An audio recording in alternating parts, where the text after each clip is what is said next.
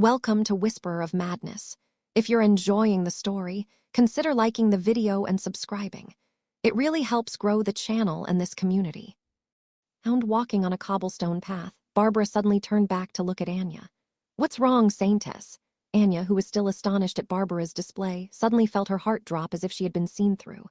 "Do you know who those children are?" Barbara's black eyes carried the traits of the natives, but that didn't matter. It actually left Anya wanting to get closer to her.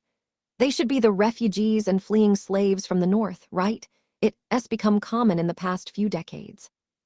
Saintess Barbara taking them in is an act of kindness. Anya naturally knew where these children had come from. Refugees and fleeing slaves who couldn't stand the orcs, harsh treatment, were everywhere ever since chaos erupted in the north. Unfortunately, even here they would not be guaranteed a better life. Freezing or starving to death was so common that there were mountains of skeletons at the sides of every road and in the plains. With the situation being so bad for adults, children were even worse for the wear. If not for Barbara's help, those little imps would probably die from the hunger or cold in the near future. There was nothing wrong with calling her actions kind. "Yes, an act of kindness," Anya reiterated. "Anya, did you know that the Lord took in a batch of refugees and children from the north when the unrest began? He nurtured them, making priests and scholars out of those orphans. Now, as the grandchildren of these priests return to the mainland, they find their homes still ravaged by war. Things seem even worse than before. Larger families, merchants, and churches would take in a certain number of children before, but now, the market is full.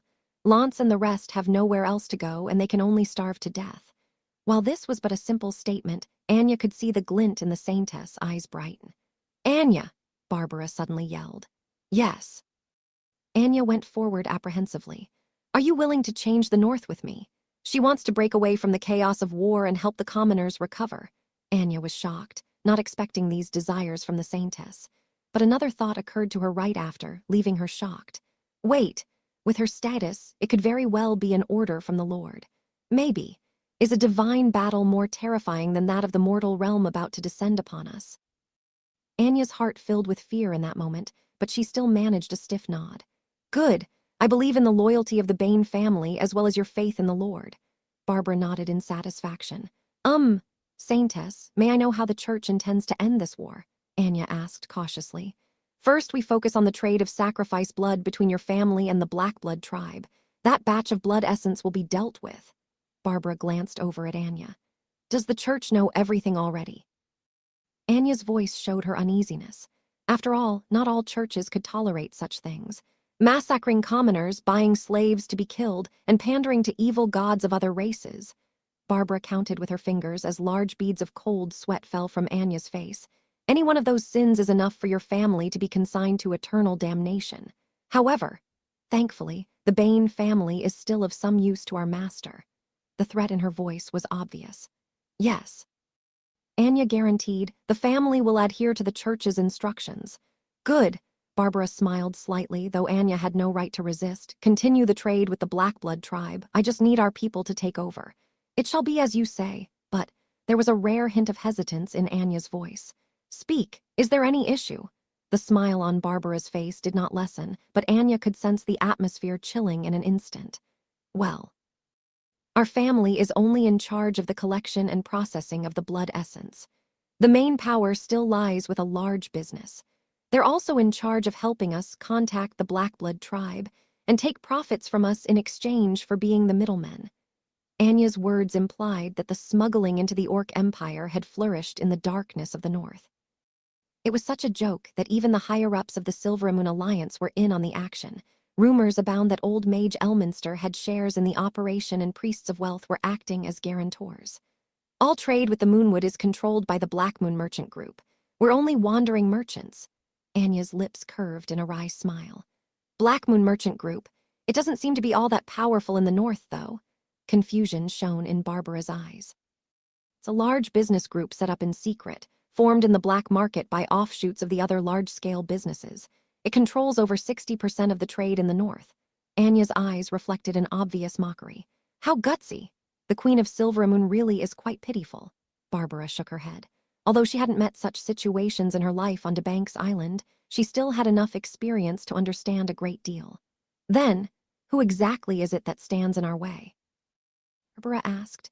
Anya took a deep breath before spitting out the name. The master of the Black Moon Merchant Group, Shadowhound Gloff. Shadowhound, what an interesting nickname. Barbara began to laugh. He's always hidden in the shadows like a hungry wolf not letting go of even rotten meat. Even the savages fear his greed and violence. Anya's shoulders trembled as if she had thought up something terrifying. How interesting. The smile on Barbara's face grew. Help me make an appointment with him. Dark businesses like the Neon Merchant Group and the Black Moon Merchant Group had channels to transmit information in secret despite the surface ban on the Bane family. It didn't take long for Anya to receive news that Gloff had agreed to meet. The venue for the meeting was an underground bar. The owner was an intelligent person, and they'd avoided using a place where paladins could find them here. The smell of cheap wine permeated the place, mixing with tobacco and cheap perfume to cause Anya to cringe. Once they saw Gloff's true appearance, however, even Barbara looked slightly surprised. Anya just cried out in shock. The Shadowhound just looked far too powerful. Canines protruded from his mount, and he had a spotted black nose that complemented red, bestial eyes. His skin was bunched together and wrinkly, full of fat and flesh. A mixed blood with a Shar-Pei? It's a rare combination, too, Anya thought to herself. Such beings were normally exterminated at birth, and those who even survived were rare, let alone someone growing to such heights of power. There was perhaps less than 1 in 10,000 who could do so. Please sit, beauties. The rumbling voice coming from Gloff's throat made it seem like he was speaking with his tongue stuck out. Anya needed to spend a great amount of effort to understand what he was saying. Many thanks, she said as she bowed sincerely, but as she sat down, she soon felt a disgusting gaze scanning across her. The feeling of greed and lust immediately caused goosebumps to rise on her skin. Shadowhound, the king of rotting meat. This nickname really was created aptly. What is it, ladies? You don't seem quite satisfied with how I'm attending to you.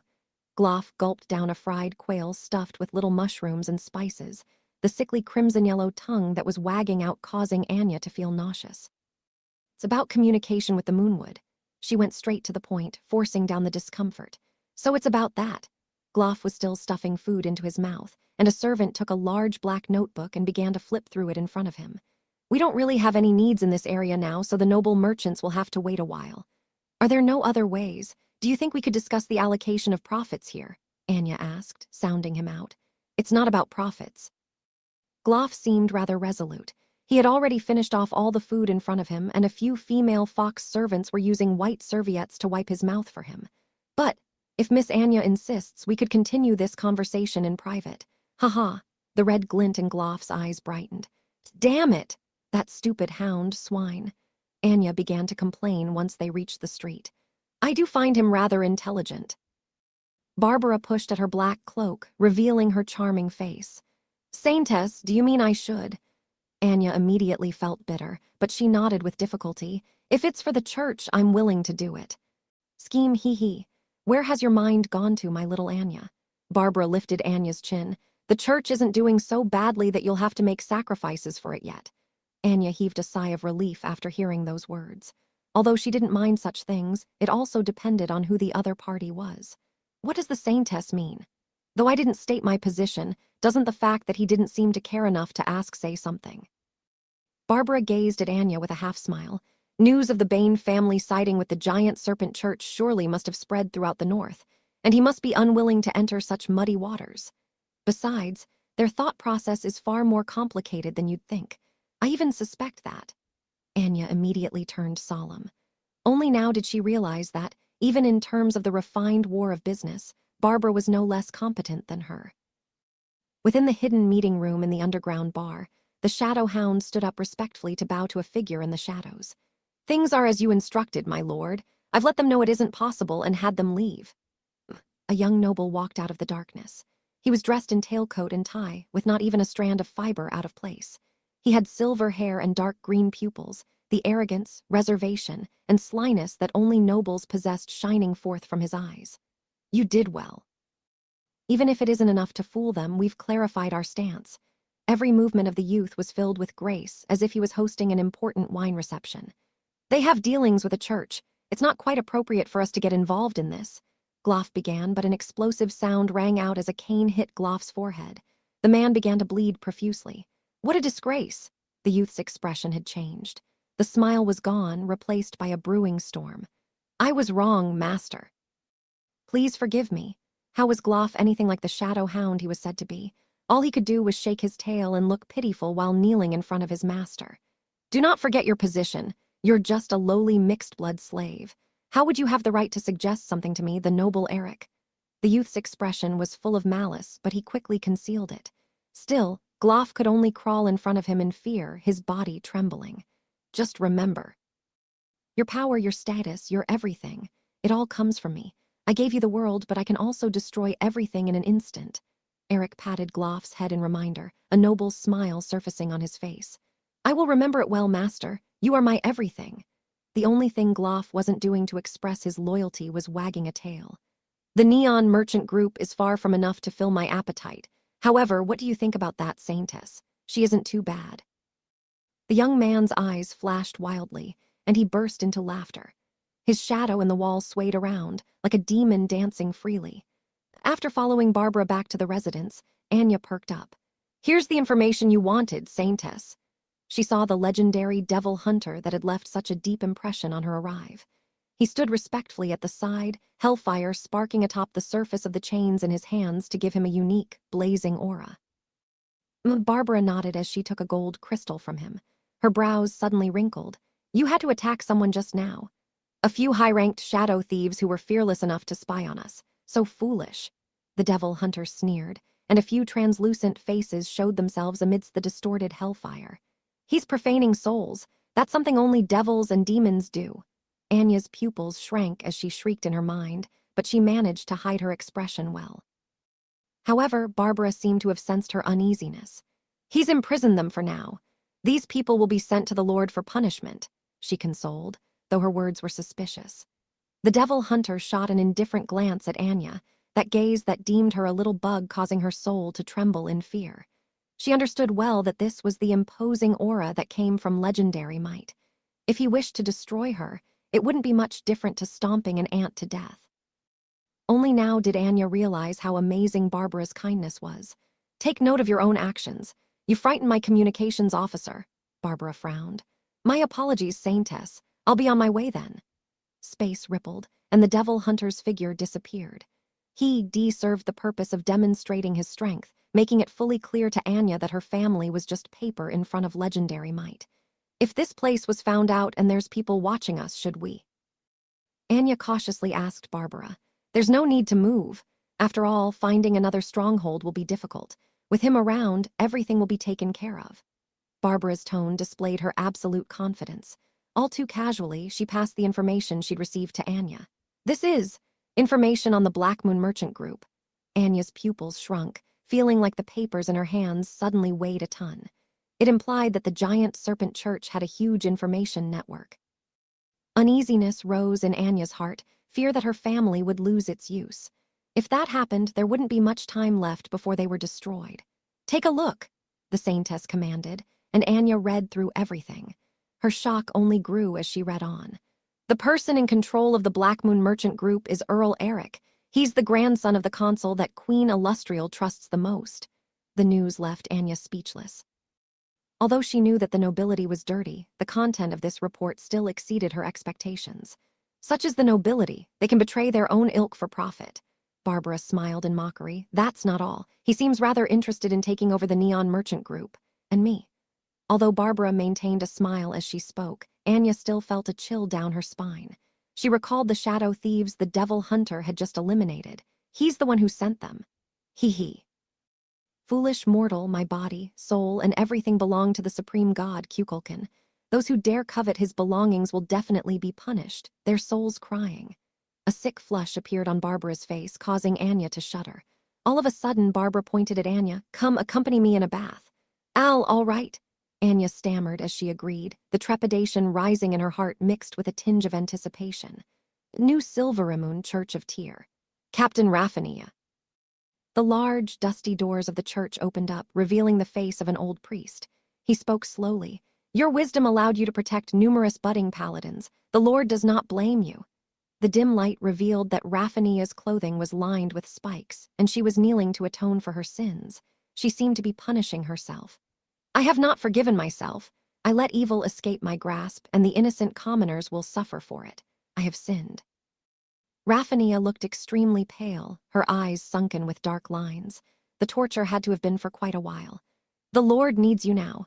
New Silveramoon needs you, and the commoners of the North need you more. The old priest naturally knew what to do to affect her. The war is about to begin, and the city is in turmoil. The innocent are still suffering, so what are you waiting for? Look at the city, it needs you. Besides, shouldn't you correct your mistakes? The old priest opened the doors, producing a barely audible sound that gave rise to a sense of urgency. I've never denied that. Raphania picked up her longsword, and her aura surged with power. Even in the garb of sinners, the captain of the paladins had returned. I'll uproot the Neon Merchant Group and the Bane family. The giant serpent church as well. They'll pay the price, I swear on it. Raphania solemnly guaranteed. Very good. The old priest left in satisfaction, not noticing a dark luster becoming more distinct at Raphania's back. Meanwhile, in a certain grand residence in New Silveramoon, the captain of the paladins is coming out. Ha ha. Good, good. Leak the location of the Bane family's stronghold to them. Eric began to laugh crazily. They dare take the shadow thieves I nurture with so much effort. They must pay the price. Arrival, young master, this will harm our reputation. An old butler spoke, his words staggered. We're a mighty noble family, our glory eternal. All this filthy business is the work of those under us. Got it? Eric looked towards the butler with a gaze full of meaning. The man understood what he meant, backing down respectfully as the young noble continued to swirl the wine in his glass. It seemed like he could see those two captivating faces within the blood-red wine. You shall all become mine. Just you wait, he muttered pervertedly, and his cheeks flushed. The news leaks from the Black Moon Merchant Group caused a lot of pressure to fall on the Neon Merchant Group. Under Raphania's lead, the paladins went all out to completely decimate a few hidden strongholds. They even managed to find an encampment close to Barbara's current position. With her church supporting her, Raphania had grown more sly and cautious in dealing with the giant serpent church. High-ranked priests accompanied practically every team, and a squad of legendary paladins were ready to reinforce them at any moment. History would not repeat itself in the next encounter. With the millennia it had spent amassing power, the Church of Justice was just more powerful than the giant serpent church. Tyr being a greater god wasn't the only thing they had. Anya's face flushed red as she sent an emissary from the Black Moon Merchant Group away. It's a show of power, a brazen show of power. She complained to Barbara, I'm sure they were the ones who led the paladins here. Anya paced around uneasily in the drawing room. Our location being leaked was just a warning. If we don't agree to their requests, they'll definitely hit us with something more powerful. Hee hee. What foolish and ignorant people. They're walking further and further along the path to death. Barbara put the letter in her hand down, smiling with confidence. They want to take over the Neon Merchant Group and work together with our church, and they want you to go personally as a show of sincerity. Will I have to go in the future as well? Saintess. Anya looked hesitant, feeling apprehensive. Of course we'll fight back, and we'll fight back strong. Barbara sounded resolute. That's right.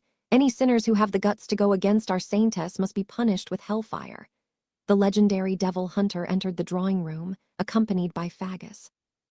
But the Black Moon Merchant Guild has complicated relationships underground, and Earl Eric is someone of high status. His family can be ranked amongst the top 3 of the Silveramoon Alliance. A trace of fear appeared in Anya's eyes. The Bane family, as it was right now, did not have the means to duke it out even with the Black Moon Merchant Group, leave alone the Duke backing it. Without the giant serpent church assisting them in their fight, they would be like little ants. That's not all. Eric's father, the Duke in office, is a high-ranked legendary, Magus mumbled seriously. He turned towards the devil hunter. How confident are you in your chances, my lord? It was apparent that Magus was good at public relations.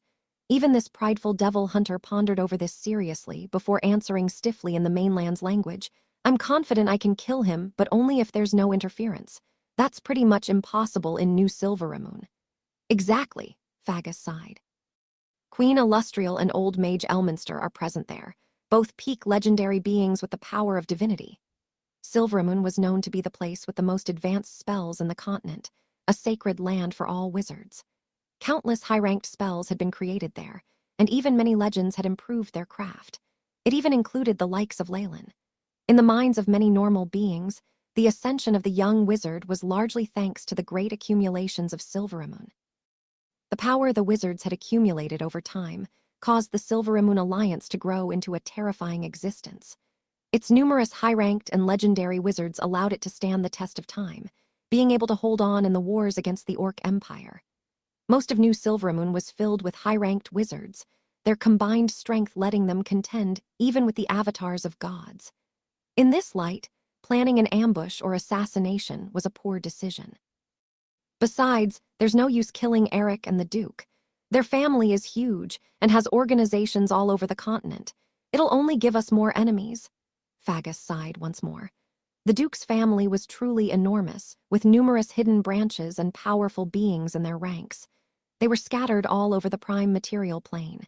Even if their chief and his successor were killed, they would never give up.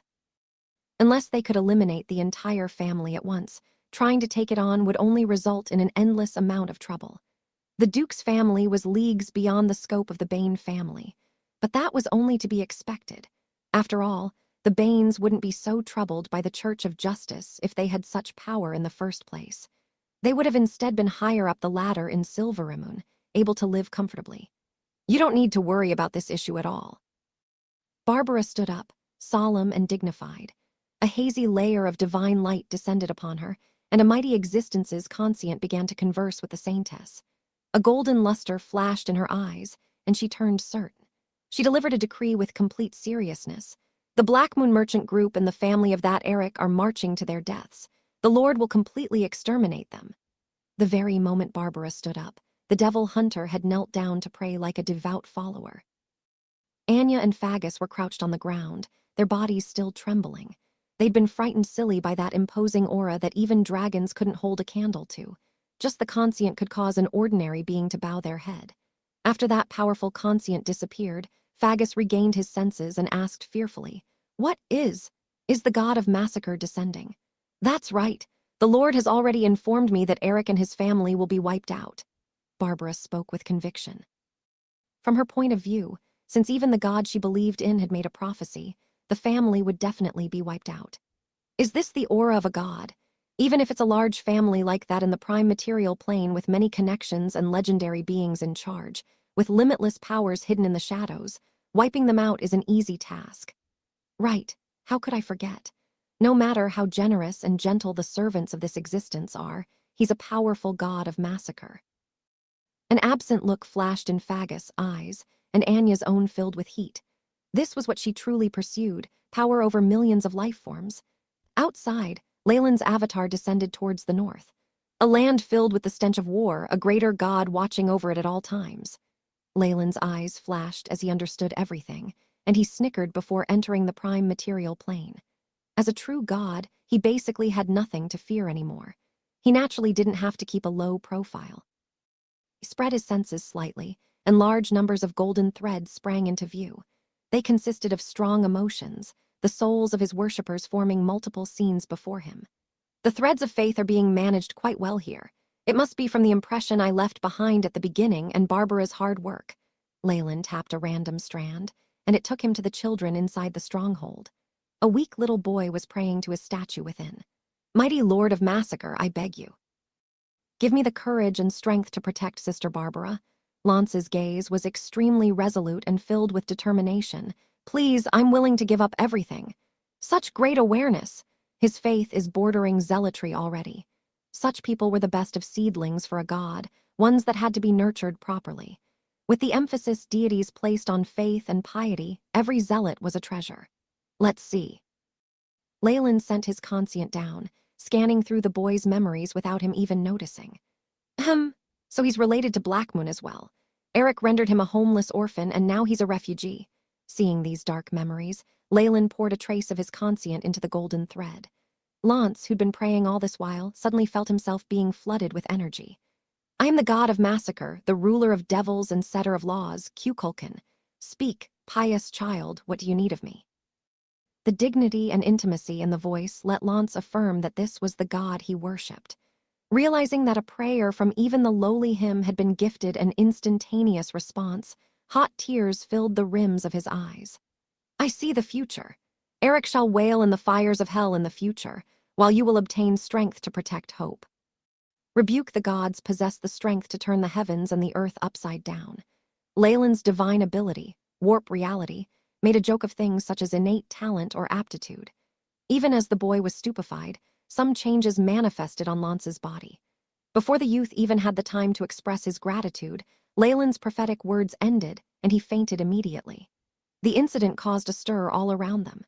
The priests saw the imprint Leyland left behind on the boy and knew what to do next. I'll most likely get another zealot once news of Eric's end reaches his ears. Leyland stroked his chin. Gods had a myriad of complex tasks to accomplish every day, and from one point of view Leyland's actions just now were a net loss. However, his worshippers needed a boost in morale from time to time. Since Eric and his family were being destroyed anyway, he chose to reveal his divine presence. Let's use their demise to announce my arrival. A freezing radiance was emitted from Leyland's eyes. Umberlee had put him in contact with the orc gods, and their greater god Gruumsh welcomed his arrival. Though, that being said, the orcs wouldn't reject anyone who wanted to team up with them to fight two greater gods. However, things were different when Malor was brought up. Gruumsh had an ambiguous attitude at best, expressing helplessness in Leyland's conflict with the god of the hunt. The most he could do was remain neutral. However, his reactions made Leyland feel like Malor's relationship with the orc gods was closer than his. However, that was quite easy to understand. The orc and beast gods were of the same faction, and there was an intrinsic foundation for their cooperation. Malor had been a long-time ally, and he would be more reliable than a stranger like Leyland. However, these gods had misunderstood Leyland's thoughts. Malor didn't qualify to be Leyland's enemy. He was mere prey, and not something he paid any mind to. Leyland's gaze instead pierced through space, entering New Silverimun. Ignorant plebeian, you dare eye my property. The body and soul of a saintess were the personal property of the deity they served, and this was true across all alignments and churches. Eric daring to harbor thoughts of defiling Barbara was blasphemy. Leyland hadn't found a suitable opportunity to establish his presence and dignity before, but Eric had now come knocking on his door. Wasn't it akin to committing suicide? Even with all its legendaries and hidden branches, the dukedom was just a bunch of ants in the eyes of a god. Well, it's about time to let my main body through, so I'll need some test subjects as well. Leyland smiled, as if seeing the fall of Eric's house. Earl Eric had no idea of this star of death shining brightly over his house, and his high spirits hadn't been dampened in the least. His malicious schemes and plans had led Raffania and the paladins under her to clamp down on the Neon Merchant Group, and they'd obtained fantastic results. His rage had calmed down. I won't have to wait much longer before Anya comes knocking on my door, do I? Eric stroked his chin, anticipation in his eyes. He'd been longing for the Rose of the Bane family for a while now. That saintess won't be long either. I haven't tasted a saintess yet. Suddenly, Eric's body seemed to blaze with passion, and a small stream of heat flowed to his lower abdomen. My lord! A voice interrupted just as Eric was about to get some maids to vent his lust. It was his old butler. What is it? He asked with impatience. Speak. If the old butler had nothing of import, he would be taught an unforgettable lesson. The master is back. He's waiting for you in the study. However, the butler only took a sentence to calm Eric down immediately. It was like cold water was poured down on the boy. Eric's grandfather was a Duke of the Silverimun Alliance, a legendary wizard who managed the city's consulate. He was on the same level as old Mage Elminster, the two having studied together in the past. Put bluntly, he was the pillar of support for the entire family. Eric seemed very powerful as he flaunted his authority, but he was nothing before his grandfather. Just a word from the man would strip him of all authority. I'm on my way. Eric straightened out his clothes in a hurry. The Duke never liked his descendants being tardy or messy. At the same time, the burning desire in his eyes was replaced by a fawning gaze. It didn't take long for Eric to stand before his grandfather in the study. The Duke had a goosefeather quill in hand and was continuously scribbling away at a pile of documents. Eric! It took over a dozen minutes for Eric to hear his grandfather's voice, his knees on the verge of buckling. It wasn't loud, but it carried a strange power that caused the young noble to straighten his back immediately. I hear you've been quite happy recently, forging close ties with the paladins of the God of Justice. Especially Raffania, you've allowed her to gain many contributions. A hint of mockery appeared in the corner of the Duke's eyes. "Forgive me, Lord Grandfather. I'm only doing this for the sake of work," Eric replied feebly. "Let me make this clear first. The Lady of Hope holds power equivalent to mine. She isn't someone you can covet. Now moving on. Have you been clamping down on the Neon Merchant Group as of late?" Eric's body trembled as he tried to reply, his back being drenched in cold sweat. "You know, Grandfather. They're fugitives from New Silveramoon. I'm only performing my duty." "No matter what it is, stop now," the Duke interjected. "But why?" Eric felt somewhat repressed. Although he had his own plans when dealing with the Neon Merchant Group, he'd also kept the expansion of the family in mind. The Neon Merchant family is backed by the giant Serpent Church. One should always show respect when dealing with a god. Had the old Duke known of Eric's lust for Barbara, his words would not have been this calm. Right now, he only felt extreme weariness. His work in the consulate took up too much of his time, and he'd remained stagnant without advancing. "I've expanded the family enough. We don't need to grow further. We should focus on stabilizing ourselves." The Duke rubbed the bridge of his nose. "Think carefully about what I said. Do not try to provoke a faction that has the backing of a god. The results will not be pretty." "Yes, Lord Grandfather." Eric bowed and retreated from the study room. The youth only started howling after he'd returned to his own room. "Why?" he roared like a beast, "when I'm just about to succeed." "My lord." The maidservant Eric doted on the most ran in, her face filled with worry. "What happened? Who let you in?" It was then that the maid saw a pair of bestial eyes staring at her, icy and filled with murderous intent. An ear-piercing scream sounded out, but it quickly faded as everything returned to normal. A hidden passage opened up some time later, and the shadow hound Gloff walked out. "Master." The owner of the Black Moon Merchant Group took off his black robes, revealing animal hide and a body laced with fat as he greeted Eric with respect. The corpse on the floor did not faze him at all. "Hurry and dispose of it. Do not let it taint my room any further." Eric kicked the maid's corpse away, her once soft and supple body already growing brittle. "As you wish, master." Gloff moved to obey. However, he stopped for a moment in hesitation. "Also, master, do we continue suppressing the Neon Merchant Group?" Eric frowned, before throwing a flower vase at Gloff's head. A loud shattering noise sounded, and blood spilled to the floor. "So you got the news too? Well, aren't you quite loyal? Don't forget who it is that reared a dog like you." Fear entered Gloff's expression as Eric bellowed in rage. However, the half-blood was instead feeling more misery than fear in his heart. No matter how powerful he seemed in the darkness, Gloff knew he was only a lackey that Eric could dispose of any time. If Eric grew annoyed with him, he'd end up like the maid in a matter of seconds. "Of course not, master. How could I have the guts? You're the greatest power in my eyes." Gloff bowed his head and put on a fawning expression. He was almost licking Eric's boots. "Listen up." Eric's breathing resumed a regular pace. He viewed Gloff with a higher importance than the maidservant earlier. "Our plans must go on. Only now it should be kept secret from the others. Continue with our actions until the Neon Merchant Group yields. Is that understood?" There was no way Gloff did not understand Eric's intentions. However, if he did not obey, he would die. The Shadow Hound valued his own life over the Duke's commands, so he immediately agreed. "I understand." Curse if that legendary Duke working in Silveramoon's consulate found out what his grandson was up to. He would probably jail and hang the youth as soon as possible. He might even have blasted him to smithereens with a disjunction spell. Unfortunately, he'd been swamped with work as they prepared for battle, leaving such a huge disaster to go unnoticed. That was until that day, that is. Warm sunlight was shining down on the north, and a few pure white clouds dotted the azure sky to make it look like velvet that was changing patterns. Eric was in a very good mood that morning. The pressure he'd consistently put on the Neon Merchant Group had let those fools know to compromise. They sent him an envelope through hidden channels, which indicated their resolve was weakening. He believed the letter would be full of flattering words, leaving a small request at the end and an indication that they were willing to offer something in exchange. Compromises between nobles always went along these lines. Thus, at the headquarters of the Black Moon Merchant Group, he was reclining on his couch with his eyes closed, full of the pride of a victor. Gloff was stood at his side like a humble servant, and there was another black-robed person in front of him. "All checks have been performed. There's no problem," he said as he handed the envelope over. Naturally, Eric wasn't a careless person. The black letter had undergone countless tests before it entered his grasp. This man in front was his most trusted subordinate. The man had a pair of arms so shriveled one could see pale bone underneath the skin. His eyes had sunk deep, and there seemed to be no muscle on his face.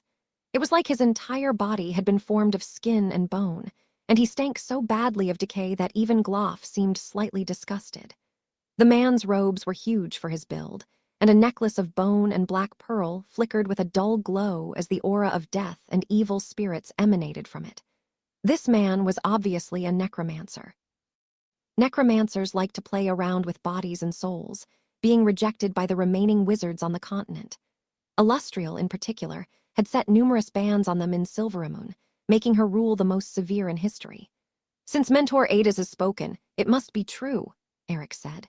With everyone else eager to beat them down, it was enormously difficult for any necromancer to develop.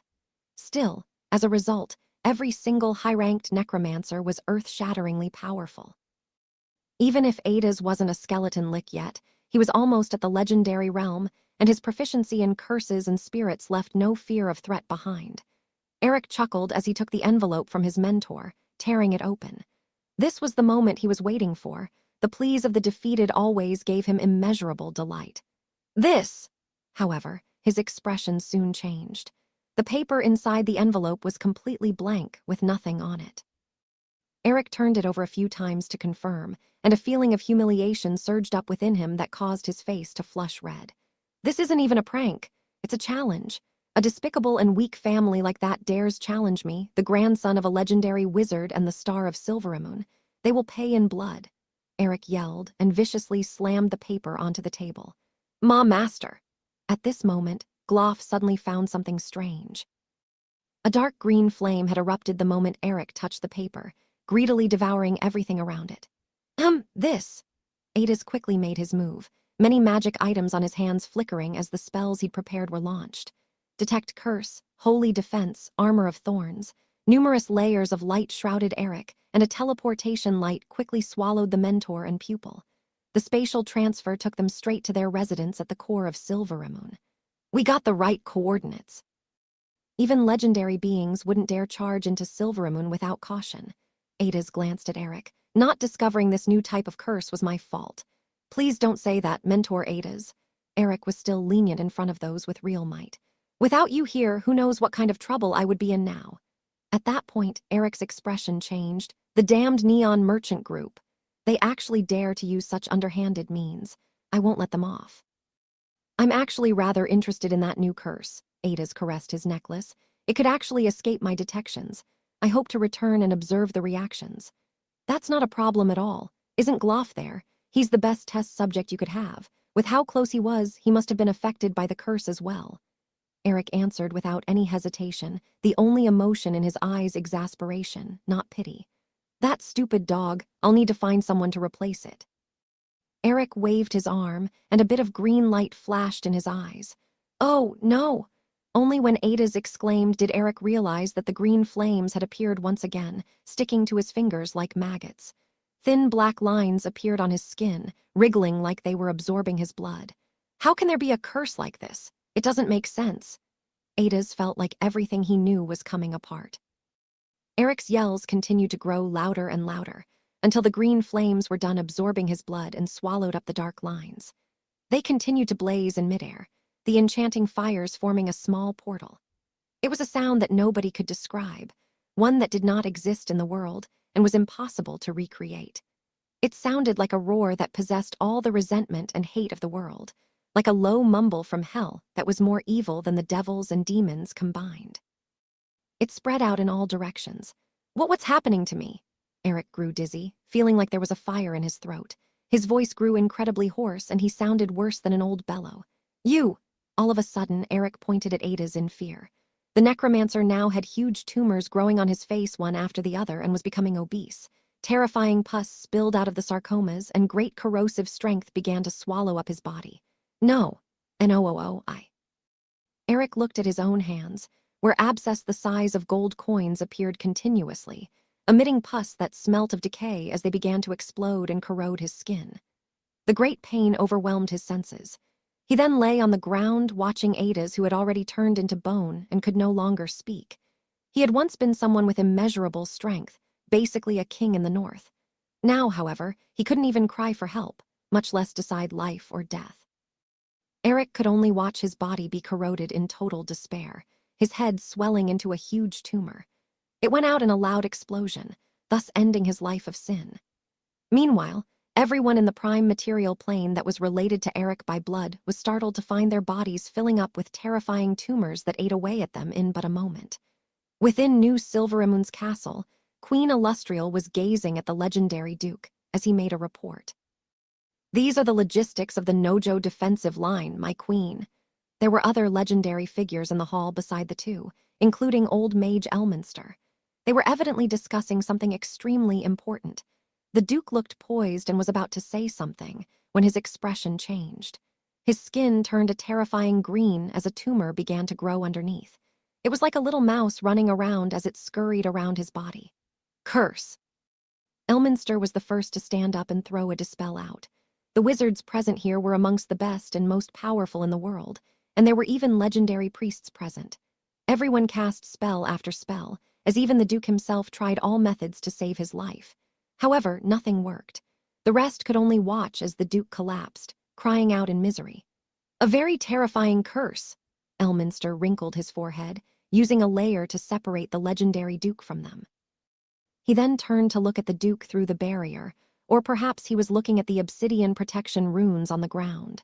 "Those are legendary substitutes that can take out any attacks, poisons, or curses in his stead. However, they've lost all effect," he said to Illustrial. A trace of fear appeared in his eyes. Looking at the current situation, even a clone wouldn't work. Extermination * bang. Under the eyes of numerous helpless onlookers, desperation surfaced in the Duke's eyes. However, their legendary might was all for naught as his body suddenly exploded, flesh and blood scattering as the corrosive pus covering the barrier almost caused Illustrial and the rest to puke. "To kill a Duke right in front of us. This is a serious provocation." A solemn look surfaced on Elminster's face. He was disappointed that he hadn't been able to identify the enemy from the Duke's eyes, and soon that solemnity was replaced by infinite fear. The Duke was a legendary wizard himself, and he was killed so easily. What about everyone in the hall right now? "Report!" A high-ranked wizard staggered in, the panic noticeable on his face. "What's wrong?" Elminster asked with a frown overstepping Illustrial's authority. "Earl Eric, Chekhov, Viscount Agar, and even Dorwick and Lady Merida. We just received news that they're all dead." The hall grew completely silent in an instant, and everyone stared blankly at the spot where the legendary Duke had exploded. That is to say, everyone in Silveramoon carrying his bloodline was eliminated in an instant. Elminster felt a sudden chill in the air, invading his very soul. "It seems like the bloodline curses from the Magus world work quite well." Leyland withdrew his gaze. Even those with legendary might could not withstand his rage, and despite numerous powerful existences surrounding him, the Duke had died. This was the terror of the Magus world. With the extinction of all of the Duke's blood, Leyland had announced to the influences and gods with the north that he'd arrived. "This is clearly provoking us."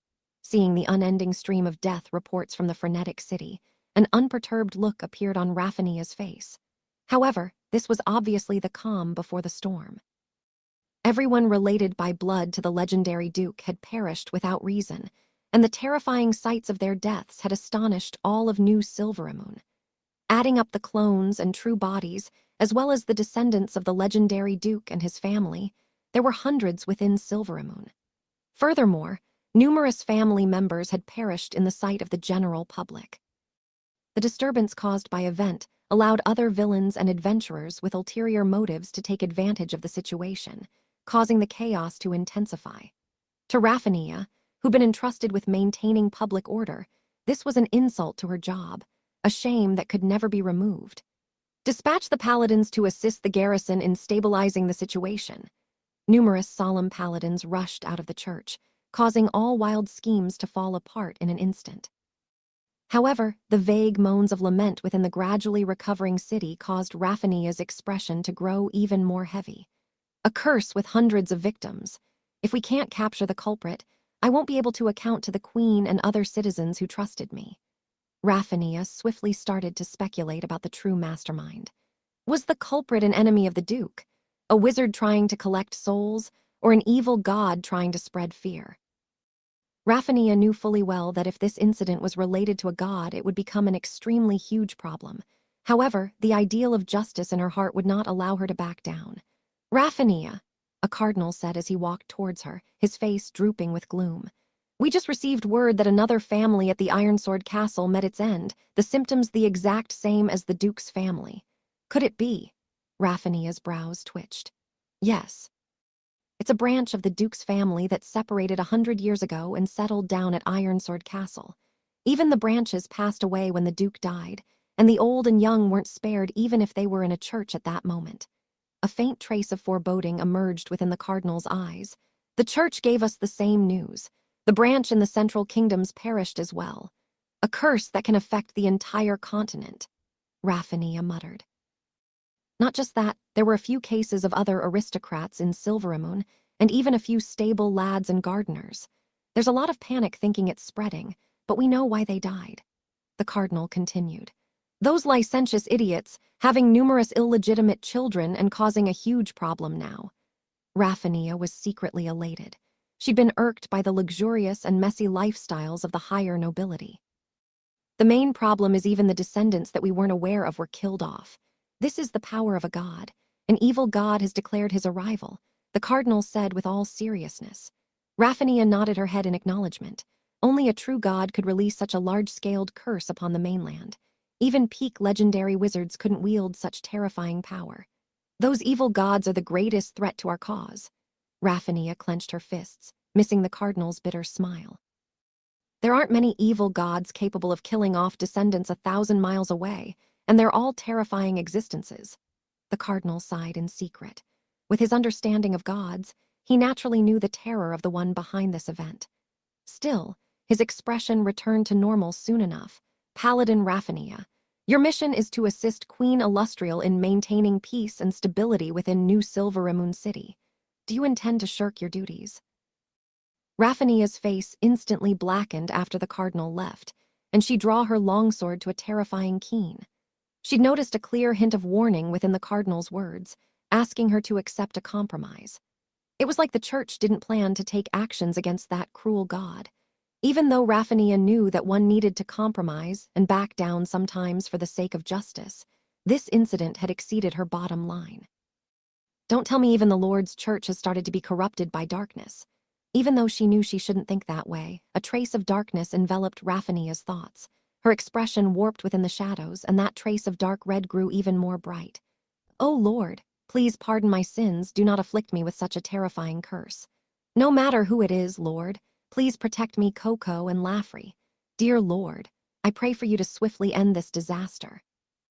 Oh Lord, whoever you are, wherever you come from, thank you for exterminating Earl Eric and avenging my family. The amount of golden faith in the void had increased severalfold, and numerous prayers that matched Leyland's expectations were transmitted to him. The horrifying death of a family protected by legendary beings had caused mass panic within New Silveramoon, and only the gods had the ability to protect and comfort these civilians. Those of faith had increased substantially within New Silveramoon, and the strength of the faith already present had grown as well. Aristocrats and businessmen grew more generous in their donations to the churches, as if such actions would prevent the misfortune from falling upon them. All gods had raked in a great harvest, and inevitably some of this scattered faith had been devoured by Leyland. After all, spreading terror and power could also grow faith. It was simply normal for people to pray to the harbinger of this disaster out of fear. The goddess of plagues and Umberlee both adopted similar methods to grow their following. Although this line of faith isn't stable, it could be considered great replenishment. Emotions of fear and gratitude followed the faith to Leyland. Every action of a true god would affect the entire prime material plane, and this one from Leyland could be considered a different type of miracle. His godfire and divine domain were strengthened by the massive faith, accumulating with Leyland's true body. However, Leyland seemed apathetic, seemingly not affected by the fanaticism of the mortal world. Now that the Black Moon Merchant Group and their backers have been sorted out, there should be no more obstacles to the plan. The transaction with the Blackblood tribe should speed up as well. Leyland simply couldn't care about a possible counterattack from the good gods. Someone had blasphemed his divinity, so how could he tolerate it? No action taken in punishment would be considered too much. What's more, he was also an evil god. If he didn't leave a trail of terror wherever he went, would he be worthy of his reputation? Caravan, I never thought I'd come back to the north. Anya stopped her horse and looked around at the wilderness, a trance-like expression in her eyes. Arg! Ah! Sharp growls could be heard from goblins in the shrubbery as an enormous malicious intent enveloped the caravans behind her. If they couldn't show a sufficient amount of force, these goblins would continue to follow them, looking for flaws in their defenses as they waited for reinforcements. When the time was ripe, they'd rush into action and make mincemeat out of everyone in the caravans. Go!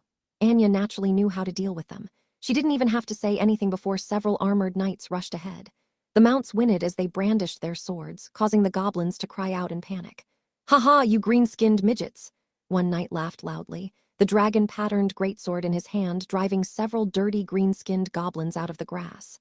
Bang, bang. Several of the pitiful little fellows suffered fatal injuries, and the ones that were left remaining began to scream in horror as they lamented their fates. The remaining goblins fled quickly, the tall grass shaking as wave after wave escaped.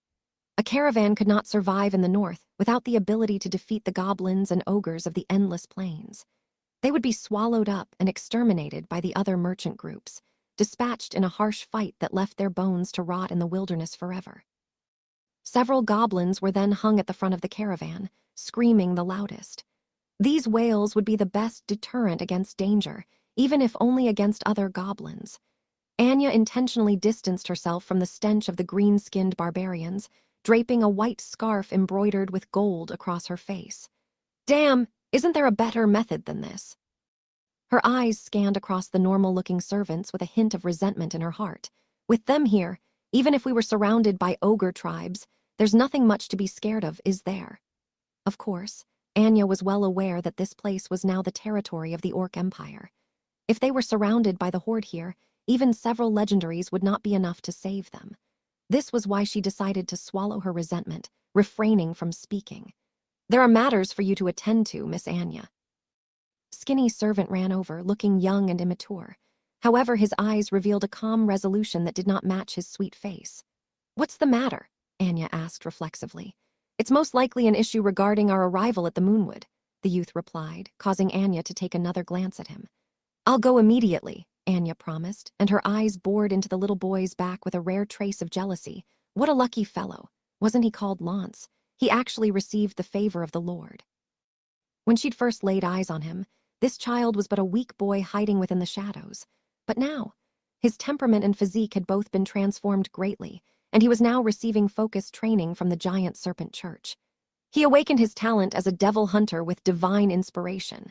That legendary devil hunter will very likely accept him as a disciple.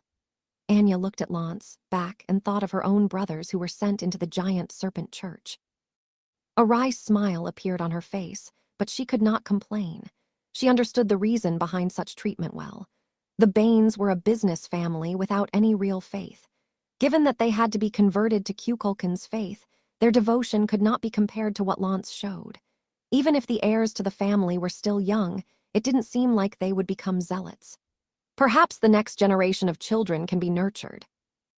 Anya deeply understood the fundamentals of the church and what it relied on to exist. Monetary and other help was one aspect, but the most fundamental aspect of one's relationship with the church was the strength of their faith. Talent and money did not matter in the face of fervor. Anya knew that the giant serpent church had a unique divine skill which could determine the depths of one's faith through the light of faith emitted by the worshipper. This sort of analytical ability made her feel that she was in deep danger. It looks like I should deepen my understanding of the doctrine of their God. Sister Barbara might be able to help me with this. A blush appeared on Anya's face as she thought of Saintess Barbara, for reasons she herself did not know. Father! Anya rode to Fagus' side, continuing the journey alongside him. Their current journey was so important that even the head of the family had personally joined the caravan. We have to handle these matters well for the Lord. We cannot afford a single mistake, Fagus said with a solemn face. I understand, Father. Anya inhaled deeply. Leyland had bestowed a miracle upon their family, taking out Black Moon and the house backing it in one go. This freed up the Neon Merchant Group immediately, allowing them to put trade with the Blackblood tribe on the agenda. No matter how Fagus and his daughter looked at it, the giant Serpent Church's actions this time were rather evil. However, they'd boarded this ship themselves and could only walk the path that Leyland had paved for them. Fagus knew deeply of the horror of a war between gods, and now an innocent like him had been thrown into the mix. Even if he was unwilling, he could only bite the bullet and continue on. A commotion suddenly sounded out up ahead, and Anya moved to whisper into Fagus' ear, "Father, we've spotted Knights of the Orc Empire." "It doesn't matter." Fagus looked at the flags they'd put up, a pass the Orc Empire had given them to guarantee the safety of their caravan. "Arg! Arg!" Bleak howls sounded out as a few knights finally appeared before Anya's eyes. These werewolves were about 2 heads taller than the average human, with green eyes and hair. They were riding giant wolves with silver fur. The mounted wolves! Anya paled as she saw these elites of the Orc Empire, their equipment being able to contend with human knights. The mounted wolves were a nightmare to all the people of the north. The horses of the caravan neighed restlessly under the wolves' gazes, stomping their hooves on the ground as white vapor condensed from their breath. Fortunately, the commander of the wolves waved his hand after seeing the banner atop it. The wolves made way for the caravan, and they moved ahead despite their fear. The captain even dispatched 2 riders to protect them at the tail. Sigh. Compared to the Silverimun Alliance, the strategic warfare of the Orc Empire is actually... Fagus muttered under his breath, but he didn't end the sentence. Anya knew what her father wanted to say. The Orc Emperor Saladin was a wise leader, possessing great foresight. Seeing how the humans flourished with the advent of civilization, he was mimicking their ways to develop his own empire. For the sake of food and materiel, Saladin had promised the Neon Merchant Group and Black Moon Merchant Group to protect them within his borders. Orders had been sent for Orc troops to not harass them and only engage in fair trade. This would in turn attract more merchants and increase the strength of the empire. Illustrial and her subordinates weren't even comparable in this aspect. The only thing that helped them was that they were of the same race, and the orcs were their natural enemies. The benefits of trade with the Orc Empire couldn't always get rid of the shadow of war. On the other hand, the fact that the orcs were buying magic scrolls and powerful equipment told Fagus that they were already prepared for war. "What do you think?" a tall and skinny figure asked Lance. "Are you afraid?" "No, I have nothing to fear with the protection of the Lord." Lance gripped a string of hemp that was tied around his neck. Something seemed to be hidden within. "All right then, what do you think of the orcs turning towards civilization and protecting our caravan?" The tan man seemed like he wanted to test Lance's deductive abilities. This question would be difficult even for an adult to answer. "I feel like..." Lance bowed his head and pondered. When he lifted his head again, his eyes no longer filled with perplexement. "The orcs give off a savage and bloody aura. It seems right to improve themselves and march towards civilization, but I keep feeling like something's not right." Although he didn't elaborate further, the man seemed to be satisfied with his answer. "You're right. Griumsh, the orc god, is a god of savages. This change doesn't match the true nature of his domain, so it'll cause a serious problem. How many of the orc gods will want to change their natural disposition to civilization? Is it very difficult?" Lance nodded his head. Just thinking about it proved to be extremely astonishing for him. "It is. Sometimes the gods cannot even choose the change of alignments and disposition." The figure sighed. "And even though Griumsh himself approved this change, not many others will. The imbalance in power has caused a fatal blow to the Orc Empire. Trade the Emperor's decree was enforced with might and savagery, causing fear to spread across the Orc Empire. The Neon Merchant Group dumped much of their goods along their way, using iron, food, weapons, and magic artifacts to trade for great amounts of precious metals. The orcs gave out some special items of the north at unimaginably low prices. Gems were but stones for the orcs, and to exchange them for weaponry, rations, and clothing was a great bargain. It led to a great environment for the Neon Merchant Group as they finally arrived at the Moonwood. This was the Blackblood tribe's base, a place where Leyland had fought hard in multiple times in the part. Trade with the Blackblood tribe was also what caused the paladins to notice the Neon Merchant Group, but with the urging of the giant Serpent Church, they continued with the transaction. At the same time, another mounted group entered the moonwood as well. They quickly passed the strange branches and obstructions, the slight wind in the forest raising their robes a little to reveal a silver luster. The North, the Moonwood, and the Blackblood tribe. I'm back, their leader muttered as she glanced at the moonwood, lost in thought. She pulled off her cloak to reveal a young face. It might not be where everything started, but it was where the most blood was shed. It seems like a good place to end everything, she muttered. One of the cloaked figures halted beside her, revealing a benevolent and sorrowful face. Are you feeling at a loss, Captain Raffania?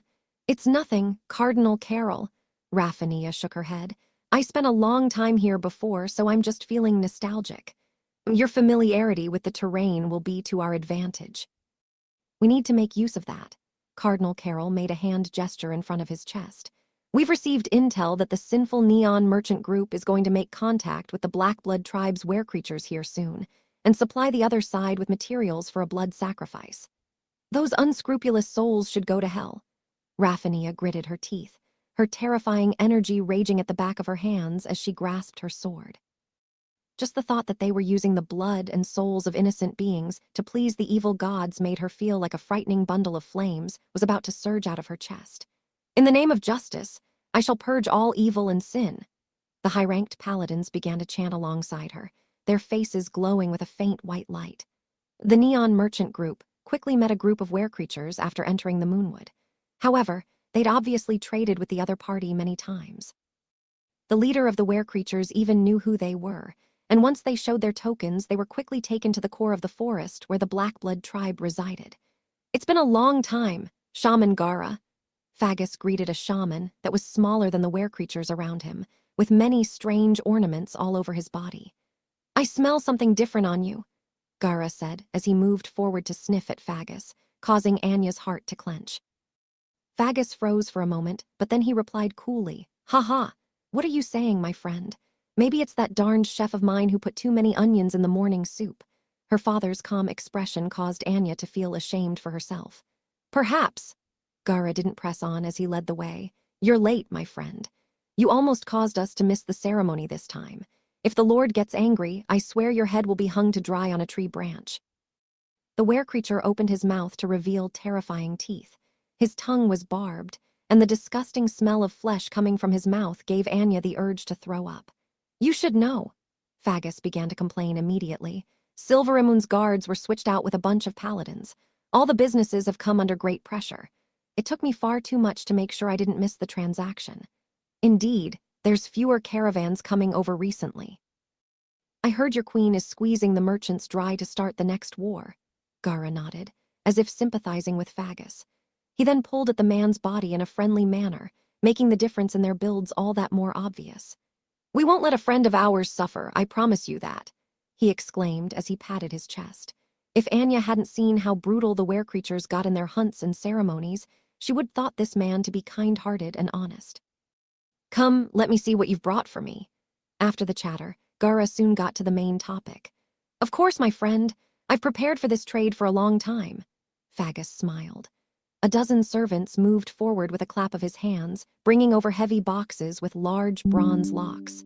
One could see a thick layer of elven silk within, the fabulous material reduced here to a tool that pressed down on and prevented the items from shaking.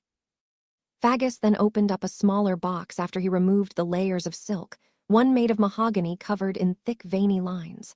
The blood essence within glowed with a radiance that caught everyone's attention, and the dense stench of blood it emitted caused Anya to wrinkle her eyebrows. This is it. This smell. Shaman Gara took a deep breath. He seemed intoxicated, a flush rising upon his face. I can confirm that this is an item of the greatest quality. But of course. You don't know what I had to go through to. Fagus started, saliva spraying out, but Gara waved him off in annoyance. I know what you want, my friend. He gestured to two werecreatures, and they lifted a box of items to bring it before Fagus. The wooden box seemed rather shabby, not at all comparable to what Fagus had brought. However, the light shooting out from within dazzled Anya the moment the box was opened. Silver, gold, rubies, emeralds, all sorts of precious materials were within the box.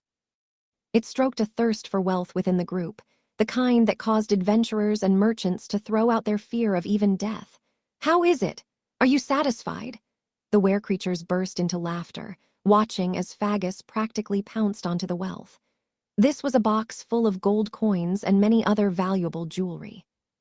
With some of it twisted and bloodstains still on some because of a lack of protection, it was easy to imagine how pitiful the original owner had been while the were-creatures were collecting them. However, O goddess walking, which merchant cared for that? Enough! It's enough! Shaman Gara, your generosity is as great as the mountains and seas, more beautiful than the stars in the skies. Fagus started to repeat his words.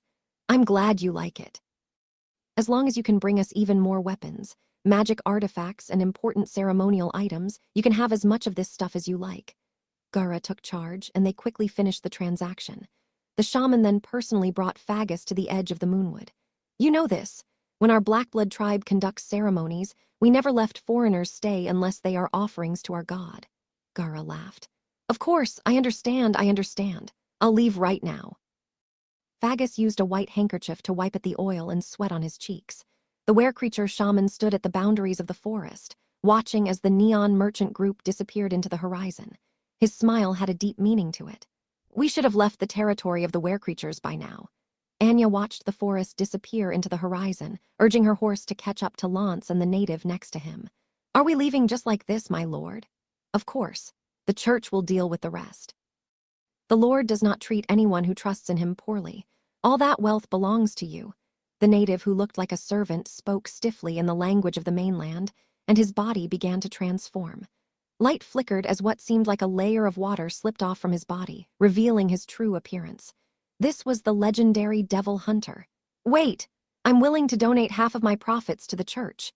Fagus quickly interrupted. The mission he'd believed to be extremely dangerous had gone so smoothly, and it had left him overjoyed. Even if he gave half his profit to the church, the rest would still be a huge windfall for him. Thank you for your generosity. The Devil Hunter did not hesitate to accept Fagus' donation. A budding church needed the donations of its worshippers. The goddess of wealth even used income as an important criteria to measure the accomplishments of the priests of wealth, and this was used extensively by others as well. While Leyland himself had a great amount of property, the giant serpent church was still developing, and he naturally would not reject this. This is a final warning. There will be a war and conflict here soon. Leave immediately. The Devil Hunter told Fagus before leaving with his men. Fagus waited till the Devil Hunter, Lance, and the rest disappeared into the horizon. He then yelled, Leave behind all the carts. Bring just the food and gold, we're leaving immediately. The mournful sound echoed in the empty plains, full of urgency. Ambush, my lord. I've already done as you instructed, and completed the trade with the Neon Merchant Group. Gara prayed before Mailer's statue after sending the Neon Merchant Group away. GRR. Roar. A golden light descended upon him, and the statue released a beastly growl. Mailer's conscient had descended to pass a holy decree. The shaman would have to interpret this string of sounds accurately, but that was natural to him. Gara nodded his head from time to time. At the same time, several gods had gathered within Mailer's divine kingdom. The giant serpent church is too arrogant, an orc god sneered, his body shrouded in a strangely tranquil darkness. It was Shargaz, the orc god of stealth. Not bad. A mere lesser god dares to ally with us orc gods. Another tall and mighty orc god smirked, giving off a rugged and barbaric aura. This was Ilnevel, the lesser god of combat. Roar. Right at that moment, a series of roars and howls sprang forth from the divine kingdom. We know, Mailer, we know. The massacre domain will definitely come to you. We've worked together for so many years, can't you have a little faith? The god of death, Euatrice said from the side. His tone dripping with sarcasm caused Mailer to want a rebuke, but the vengeful spirits around his body somehow did not take away from his calmness. Although they were all lesser gods, most orc gods were suited to fighting.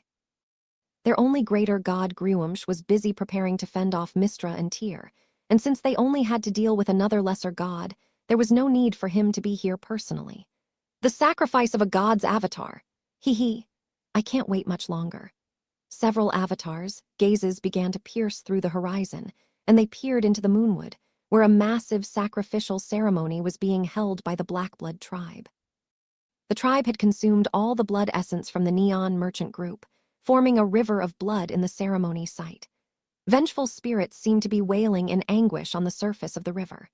A powerful prisoner of another race was tied to the altar, their body filled with seals. The wounds littering it indicated the fierce battle it took for the were-creatures to cause it to submit, and the damage it had given to them before it lost. As a god of massacre, Malor blessed his worshippers for the deaths of powerful enemies. He'd even personally send his avatar down if they slayed a legendary expert. The ritual being held by the Blackblood tribe now was even larger than that. There were several legendary experts being used as sacrifice, alongside the blood essence of countless humans. The Lord will definitely enjoy this ceremony. He'll even give us his blessings, ranking us up. The shamans assisting the ceremony looked somewhat excited, their eyes filled with delight as they looked at the bound prisoners. However, their leader Gara and several other legendary shamans didn't seem as elated. There instead seemed to be a trace of worry in their expressions. Were-creatures had evolved from beasts, and they shouldn't have held such emotions in the first place. That they were appearing now was a sign that the danger they were about to face was extremely terrifying, one that even legendaries would have no control of. Malor, my lord, you are the lord of massacre amongst the stars and the skies. You are our protector, your name forever sacred amongst our kind. You are the one true lord. More and more of the were-creatures prayed fervently, and the ritual slowly reached a climax. Several shamans draped in white robes held short black daggers in their jaws as they walked up amidst the prayers. Malor, my lord, you are the devourer of blood. The fear of your enemies gives you strength, their flesh and blood becoming your divine power. The blood of these legends shall be a source of your glory and strength. Even knowing their fate was sealed, the sacrifices began a futile struggle. There was even a legendary dragon amongst these prisoners, its spiritual force only inferior to the great dragons. However, there were no traces of emotions on these shamans as they skillfully wielded their daggers. Oh, Lord, please accept our offerings. Katja, the thick, sturdy scales of the dragon did not seem to have any resistance against the special black dagger, cut open mercilessly as fresh green blood poured forth from the wound. SSI. SSI.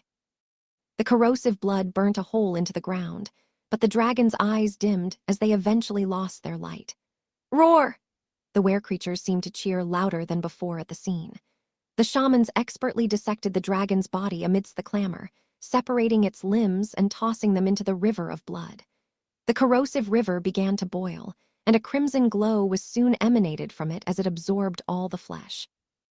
A golden glow had settled around Malor's statue, indicating that the god of the hunt had been summoned successfully. The roars and prayers only grew louder at the scene, so powerful that even the clouds in the sky were shattered apart. As the last sacrifice, an elven prisoner, was tossed into the pool of blood, the glow around the statue strengthened. A golden ape descended upon the moonwood amidst the were-creatures, roars, and everyone knelt as they watched their lord with a fervent gaze. Malor howled as he arrived at the river of blood. It was apparent that he enjoyed this offering and couldn't wait to indulge. His powerful claws stroked several shamans who were kneeling beside the blood, and golden beams of light descended upon the teary creatures. An instant rank up. The onlookers could only be envious as they looked at the fortunate ones with red eyes. Roar! Malor unleashed a few more growls after rewarding his worshippers, jumping into the river of blood. Boom. But just then, a strange event occurred. The crimson blood turned black, and the vengeful spirits within materialized as they climbed onto Malor's body. A strange black net appeared from the river of blood, trapping Malor within. What's happening? Several shamans were shocked as they looked upon their comrades, watching dumbly as the scene unfolded. Some of the wiser ones had already reacted. Those slimy humans, there's something wrong with the blood essence this time. It wasn't until now that they suspected the Neon Merchant Group, but it was too late to do anything about it. The black net moved into the skies, and there seemed to be an invisible rope tightening it further. Kukulkan, my lord, you are the lord of massacre, the ruler of devils. You are the one true lord of the world. A portal opened up in the skies, and Leyland walked out amidst zealous hymns. He looked like a shrewd hunter, sapping Malor's energy through the large net. Once Malor expended all his energy, he would go in for the kill. He's finally here! Rumble. The skies roared. Dark clouds shrouded the moonwood, and a silver serpent emerged from within. Multiple portals opened up as the avatars of several orc gods descended upon the Blackblood tribe, the surge of divine aura leaving the were-creatures on the ground awestruck.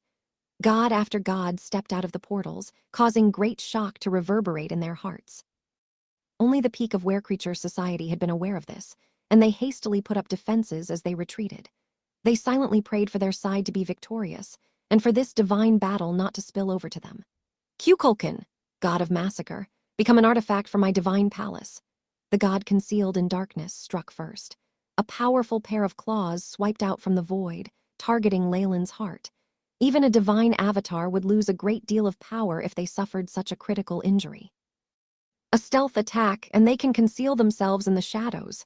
Shadow Realm. It's the god of stealth, Shargaz. Leyland instantly understood who the attacker was, but his expression remained as still as water. Golden light surged around Leyland's body, indicating that a divine battle was about to begin. Sneak attack meteor explosion. Ultimate shattering palm. Absolute break. Leyland moved his fingers like an expert musician as he strummed the strings of the shadow weave, releasing terrifying legendary magic. Numerous spells were formed without any setup, complementing and amplifying each other's power to form a vast current of magic. Legendary combination technique, Arcane Torrent. This was a project Leyland had been researching for a while. It was a divine version of the spell he'd used in his adventurer days, and this fight against Shargaz was the first time he'd used it. The earth rumbled as a terrifying explosion hit the surface, the aftermath shrouding the space between Shargaz and Leyland. Space itself had begun to distort from the horrifying damage of the attack. This god of massacre! He isn't even 400 yet, but his comprehension of magic is so great. Did he receive the Arcanist's inheritance? Shargaz teleported in retreat, his body in a sorry state as his golden divine force healed the injuries. Fear could be seen within his eyes. However, although the sneak attack hadn't managed to injure Leyland, the pressure on Mailer's avatar lessened unexpectedly. The huge ape roared, tearing through the black net and escaping. Whoosh! The avatar that escaped dissolved into a dazzling rainbow that was instantly absorbed into his divine kingdom. Another avatar stepped forth, taking the former's strength in as its aura rose sharply. The new avatar released a terrifying roar Leyland's way, opening a huge portal from nowhere to send a meteor from his divine kingdom that transformed into a pair of terrifyingly sharp claws. This was Mailer's divine artifact, the beast claws. Other than his true body, Mailer had brought everything he had to bear in this fight. It seemed like he'd been harboring hatred over the losses he suffered at Leyland's hand before, and had always been looking for an opportunity at revenge. Don't even think of escaping. We've sealed off this space, and Gruum has sent out his avatar to intercept any possible reinforcements. A tall god with an aura of blood and savagery waved his hands, and the group of 4 instantly encircled Leyland. The orc god of war, Ilnevel. Leyland remembered having met this god once. I could see through all your conspiracies. No scheme you hatch will ever succeed. Ilnevel relied cautiously, trying to probe for information even as he wanted to damage Leyland's confidence. However, Leyland's expression didn't change in the slightest. He just moved on to the last god, the one wrapped in a dark robe who had a dense, deathly aura. His eyebrows twitched. Uatris, so the god of death, the god of war, the god of stealth, and the god of the hunt. Looks like everything here was a trap. Indeed, Kukulkan, greed comes before the fall. Ilnevel roared, and Mailer at the side was eager to rush forth as well.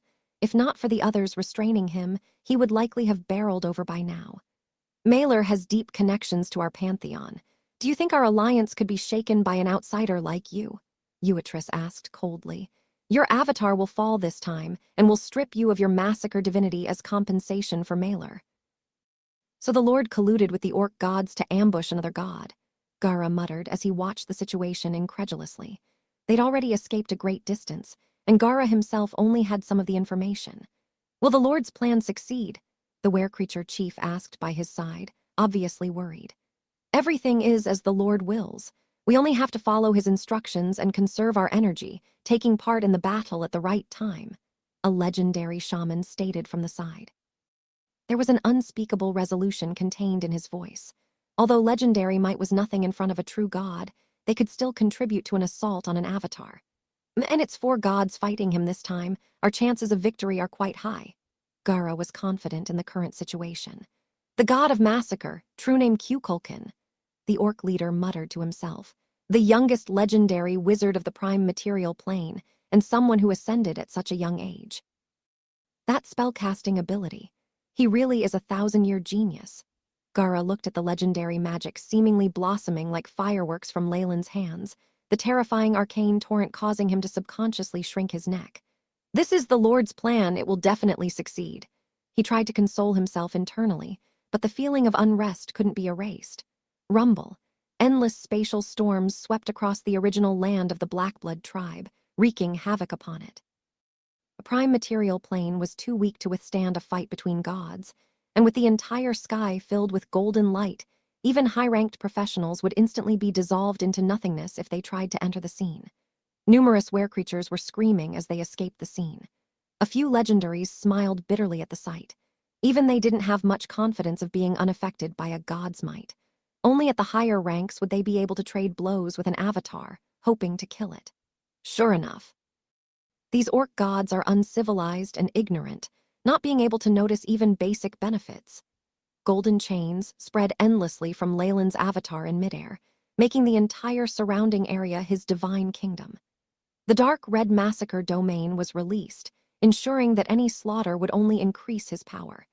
He could stand calmly amidst the center of a barrage of orc attacks, and even had the leisure to examine his surroundings. When he sensed a familiar aura approaching the scene, a strange smile surfaced on his face. The elite troops led by Raffania and Cardinal Carol had reached the core of the Moonwood just in time to notice the terrifying fight between the gods. Kukulkan and the orc gods. A trace of excitement appeared in Raffania's eyes. Quick, inform the Lord and ask for reinforcements. Losing a few avatars should teach these gods a good lesson. Remaining paladins also had a look of eagerness on them, but their actions were soon stopped by Cardinal Carol. The Lord sees everything. Carol's reason was strange, and caused suspicions to emerge on Raffania's face. She still maintained her trust in the church, however, following orders and standing down. Such a strong massacre domain, and he still has such divine force. The orc gods had entered a bitter struggle with Leyland. He was already a rank 8 god, his power far surpassing these orcs. If not for their advantage in numbers, they would not be his match. The Crimson Massacre domain expanded endlessly, about to cover the entire Moonwood. Shargaz couldn't hold on much longer. Damn it! Is he really a new god? He snarled, his body covered with numerous small wounds that were leaking golden blood. Crash! Lightning flashed in the sky, forming a terrifying large door. Another of Shargaz's avatars walked out, joining the forces that were besieging Leyland. Golden light flashed continually as the other gods did the same. This number of avatars! Are they crazy?